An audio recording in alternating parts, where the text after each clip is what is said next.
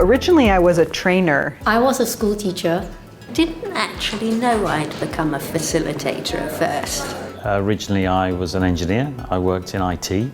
I worked in large organizations, very big systems, and the turning point was a situation of frustration. When you get large groups of people, multi-million euro projects that don't work, and when you realize they don't work simply because there was no dialogue, no real conversation.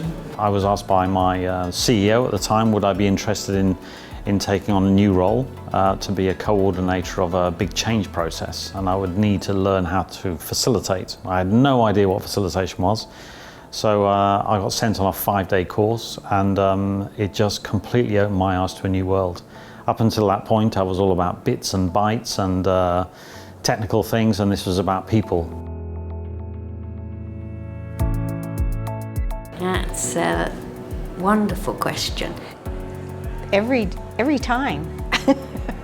When the group is alive, when they are inspired, energized, when they get insights, when they find the answers by themselves. There's a point, I think, in almost any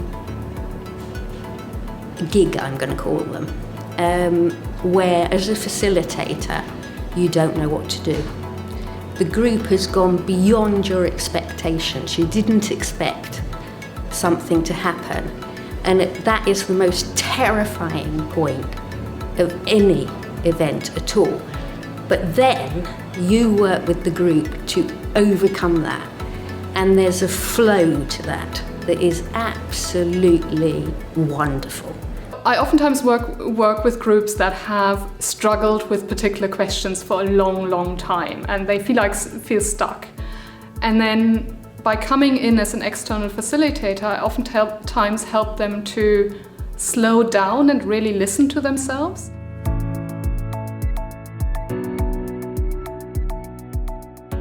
One thing is that as a facilitator, it can be a very lonely job. You're working with groups, but you're the only one kind of really holding the process. So it's really powerful to have the exchange about, common approaches, common challenges we have.